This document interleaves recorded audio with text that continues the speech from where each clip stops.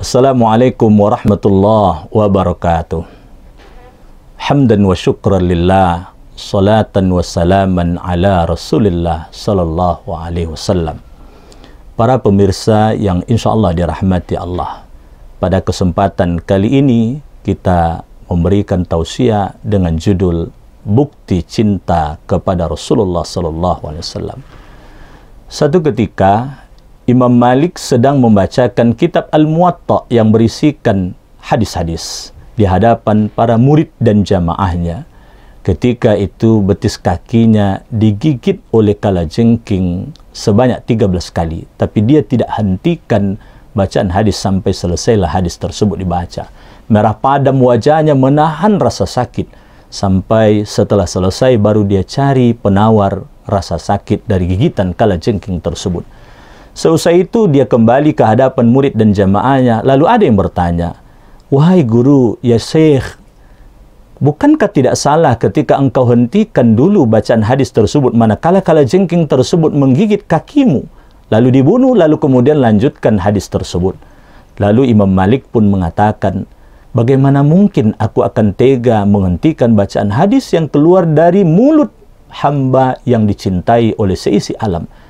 Cinta macam apa pula seperti itu, sayang seperti apa pula seperti itu." Begitulah besar ekspresi cinta dari Imam Malik kepada Rasulullah SAW.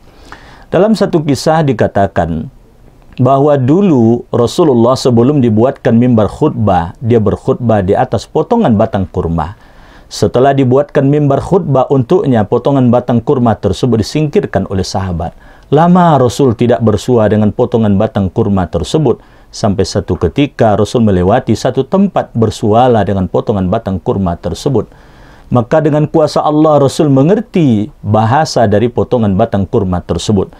Ternyata dia sedang menangis merindukan Rasulullah SAW dan tak berhenti menangis sampai kemudian dipeluk oleh Rasul, barulah dia berhenti menangis. Rasul pun mengatakan, "Sekiranya aku tidak bersua dengan potongan batang kurma ini, pastilah dia akan menangis sampai datangnya kiamat." Rasulullah satu ketika pernah bertanya kepada Umar bin Khattab, "Ya Umar, sebesar apa cintamu kepada aku?" Umar pun mengatakan, "Besarnya cintaku kepadamu ya Rasul, sebesar cintaku kepada diriku dan keluargaku."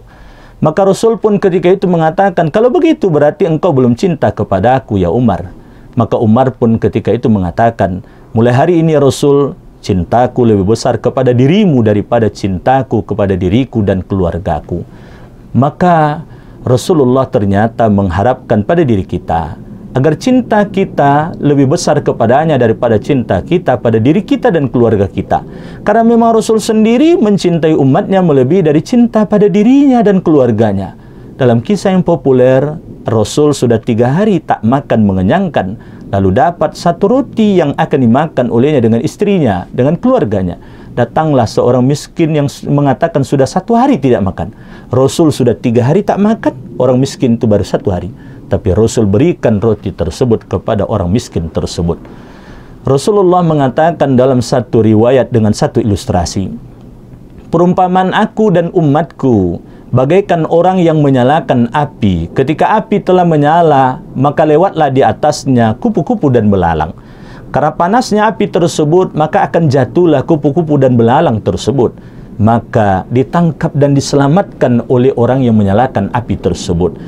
Nah, akan tiba masanya nanti di akhirat akan ada umatku akan terjatuh masuk ke dalam neraka, maka aku selamatkan dia. Tapi sayangnya di antara umatku ada yang tak mau aku selamatkan." Siapa itu ya Rasul? "Mereka yang tidak berselawat kepada aku." Maka bukti cinta kepada Rasulullah SAW yang pertama tentu Rasul selalu kita sebut, Rasul selalu kita doakan. Itulah dia dalam bentuk selawat. Maka Rasulullah SAW mengatakan ketika ditanya oleh Ubay bin Ka'ab, "Ya Rasulullah, berapa banyak dalam berdoa itu aku berselawat kepada engkau?" Kata Rasul, "Terserah engkau. Bagaimana sekiranya 1/4 dari doa itu selawat ya Rasul?" Kata Rasul, "Bagus, tapi lebih banyak dari itu lebih bagus." "Bagaimana ya Rasul kalau sekiranya 1/2 dari doa itu selawat?" "Bagus," kata Rasul, "tapi lebih banyak dari itu lebih bagus." "Kalau begitu ya Rasul 2/3.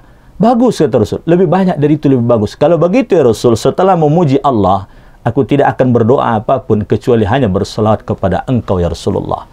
Imam Al-Ghazali menceritakan, ada seorang yang dia bermimpi berjumpa dengan Rasul, tapi Rasul tak kenal dengannya. Orang tersebut mengatakan, ya Rasulullah, apakah engkau tak kenal denganku ya Rasul? Aku ini adalah umatmu ya Rasul. Bukankah semasa hidupmu dulu engkau mengatakan bahwa engkau mengenal umatmu melebihi dari seorang ibu mengenal anak-anak mereka? Rasul mengatakan, benar, aku mengenal umatku melebihi dari seorang ibu mengenal anak-anak mereka. Tapi aku mengenal umatku sesuai dengan kadar selawat yang mereka baca. Maka kita tidak bersua dengan Rasul, tapi Rasul bisa mengenal kita nanti di akhirat. Itulah lewat selawat.